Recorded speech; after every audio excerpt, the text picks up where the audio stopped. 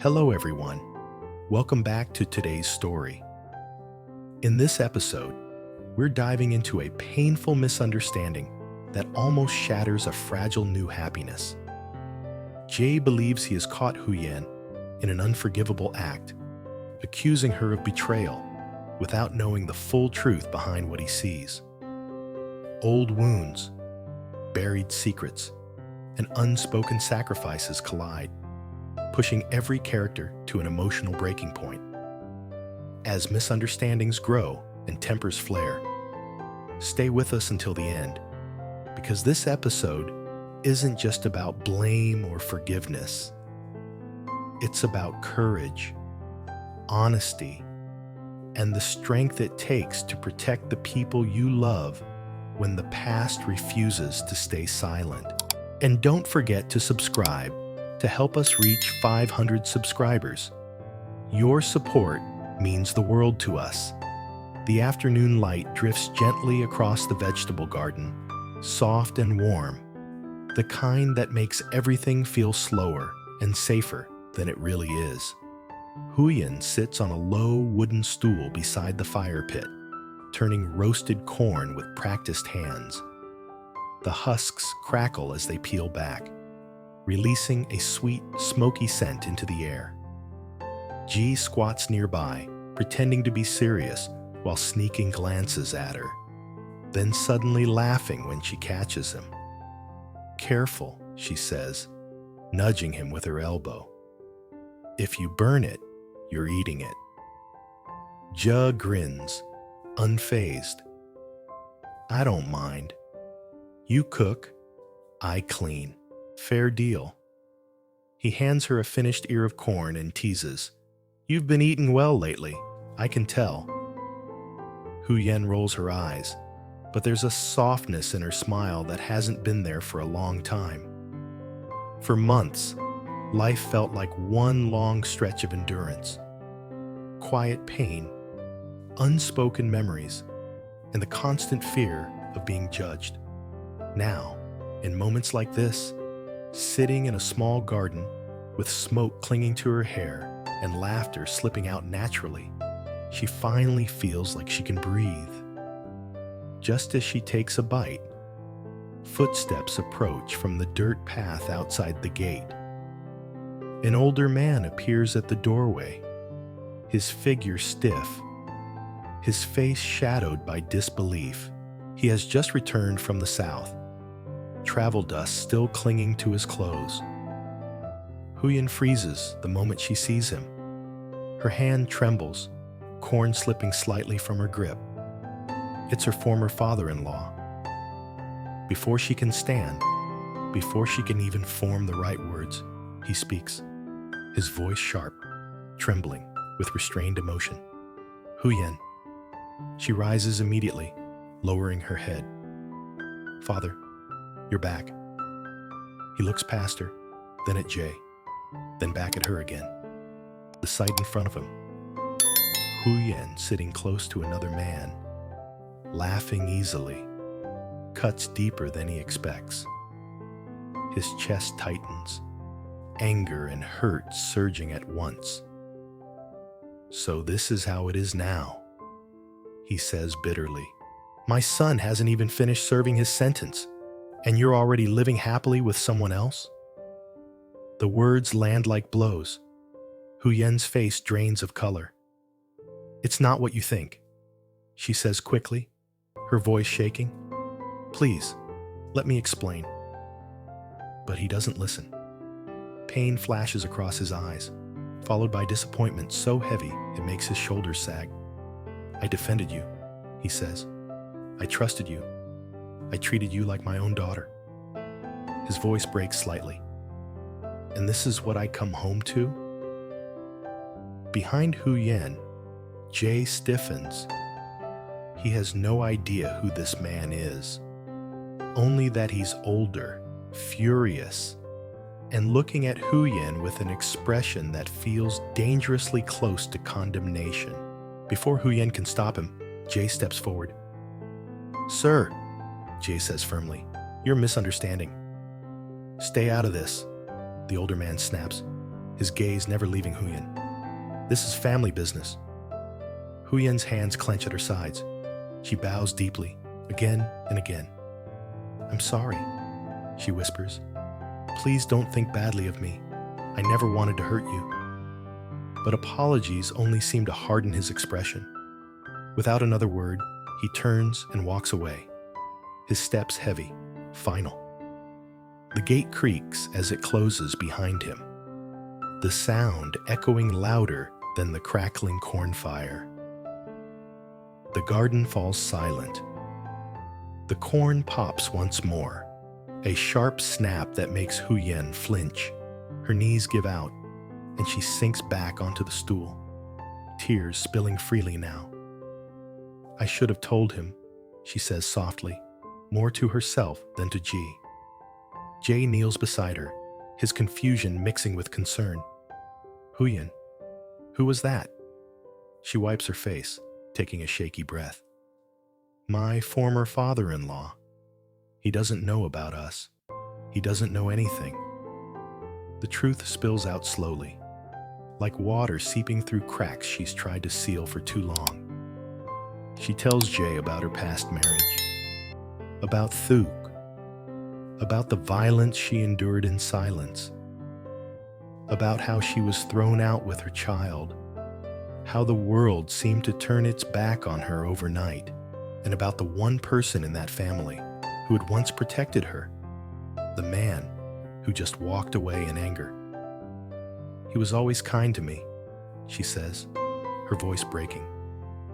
He didn't know what his son did. When everything happened, he was far away. My mother-in-law begged me not to tell him. She said it would destroy him. Jay listens without interrupting, his fists slowly tightening. So you let him believe you were the bad one? He asks quietly. Huyen nods.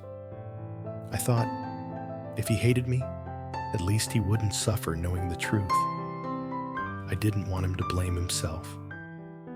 A long silence follows. The wind rustles the leaves overhead, the garden breathing around them. Jay finally reaches out, pulling her gently into his arms. You've carried too much alone, he says. None of this is your fault. She leans into him, exhausted. I was finally happy, she whispers. And now, I feel like I ruined everything again. You didn't, Ja says firmly. He just doesn't know the truth yet. As dusk settles, the scene shifts miles away, inside an old, worn house.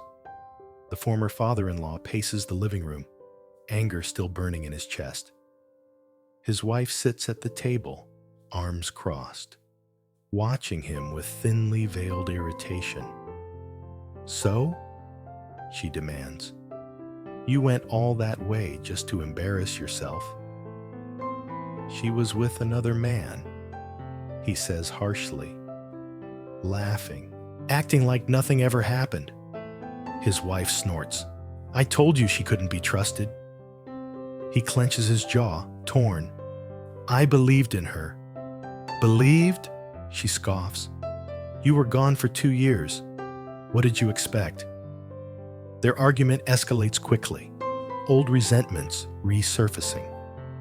She defends their son blindly. He defends the granddaughter he still loves, insisting he won't abandon the child no matter what.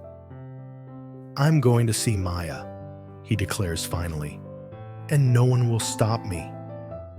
He storms out, heading toward the storage shed.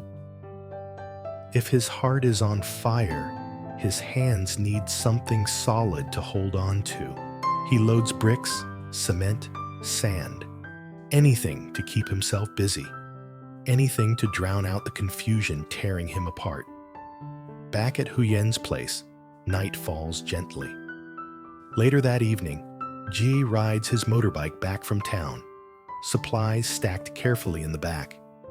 He stops by the school gate to pick up Maya, who runs toward him with a wide grin. Uncle Jay, she squeals, climbing on. We're building the new stove, right? That's right, he laughs. Hold tight.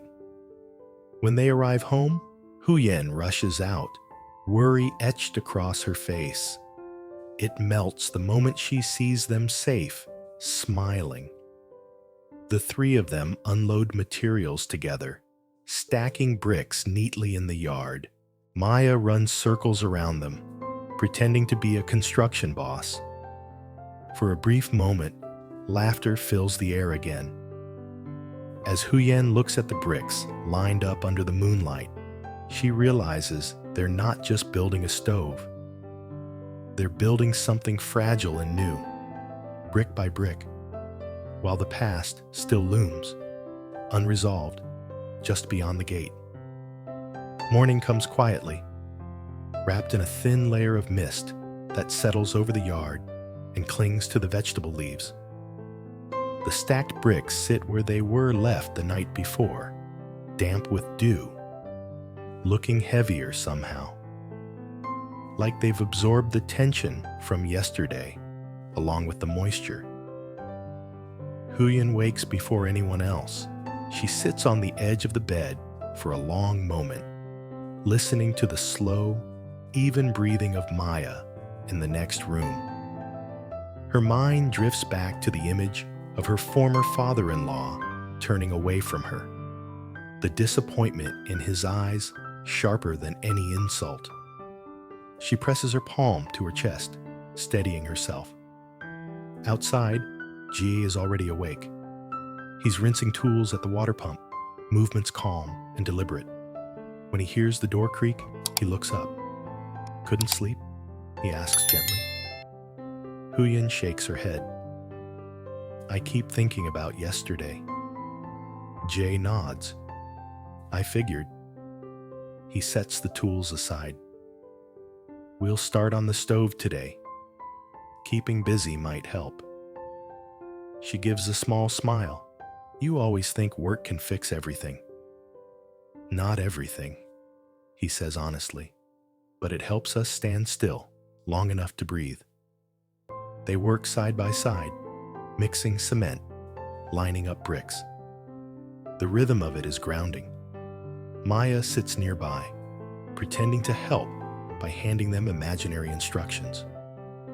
Her laughter lightens the air, but Huyen notices how often she glances toward the gate, as if expecting someone.